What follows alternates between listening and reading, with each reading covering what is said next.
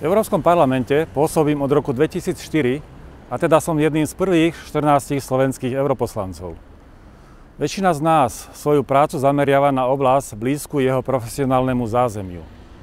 Vzhľadom na moje predošlé pôsobenie v oblasti podpory podnikania a oblasti energetiky som sa stal členom výboru Európskeho parlamentu pre priemysel, výskum a energetiku. Za 5 rokov práce sme v Európskom parlamente prediskutovali a pripravili v oblasti energetiky viacero systémových legislatívnych opatrení, ako napríklad liberalizáciu energetického sektora, bezpečnosť dodávok energie pre Európu a v neposlednom rade energetickú účinnosť.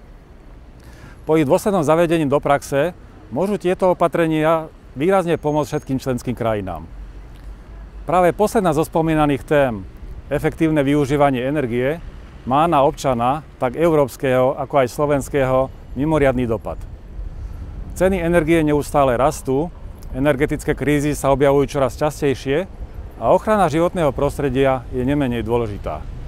Preto som sa rozhodol vypracovať návrh systémového riešenia zvyšovania energetickej účinnosti a znižovania nákladov na spotrebu energie v domácnostiach. Základom môjho návrhu je cielene motivovať občanov a domácnosti k racionálnemu využívaniu energií, či už elektriny alebo tepla. Väčšina z nás častokrát nie je napríklad ochotná investovať peniaze do výmeny klasických žiaroviek celej domácnosti za úsporné, pretože počiatočné náklady sú vysoké. Návratnosť totiž príde až za niekoľko mesiacov, možno rokov. Neuvedomujeme si ale fakt, že úsporu by sme zaregistrovali hneď pri najbližšom účte za elektrinu.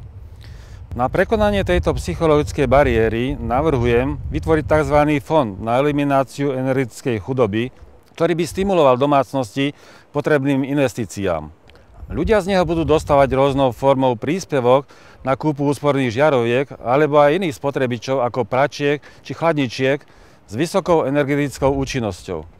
Rovnako sa počíta aj s pomocou pri investovaní do využívania obnoviteľných zdrojov. V mojom návrhu nezabudám ani na energetickú účinnosť budov. Fond bude myslieť aj na príspevky na zatepľovanie domov, výmenu okien či pomoc pri projektovaní nových energeticky nenáročných budov. Takéto formy podpory zo strany štátu sú v krajinách Európskej únie už niekoľko rokov realitou.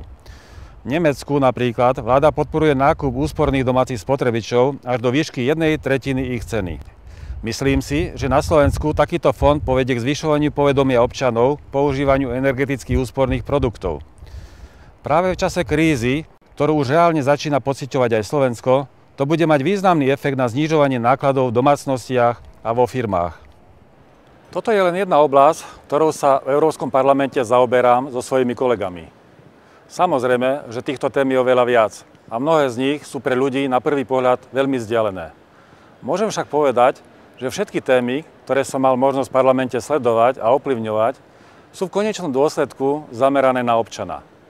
Ako príklad môžem uviesť moje angažovanie sa v tvorbe legislatívy pre navýšenie zdrojov na odstávku 2 blokov jadrovej elektrárne v Jaslovských Bohuniciach, prostredníctvom ktorej Slovensko dostalo 5 miliárd korún viac, ako bol pôvodný návrh. Každému z nás to ušetrilo takmer 1000 korún. Tu sa však moja úloha neskončila. V súvislosti s odstávkou V1 v Bohuniciach bolo treba myslieť, kde energiu, ktorej sme sa museli vzdať, opäť získať. Najreálnejším riešením bolo dostávať 2 bloky elektrárne v Mochovciach. Bolo potrebné schvaľovací proces urýchliť. Tu pomohli dobré kontakty s Európskou komisiou, bez pozitívneho stanoviska ktorej by nebolo možné dostavbu naštartovať.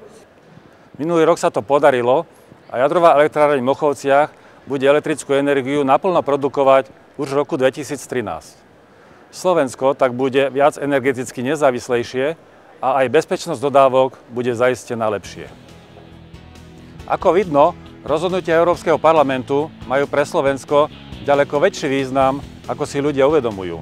Je preto dôležité, aby sme v ňom mali kvalifikovaných a skúsených zástupcov, ktorí poznajú problémy Slovenska a majú chuť ísť s novou energiou do formovania Európy a Slovenska v nej.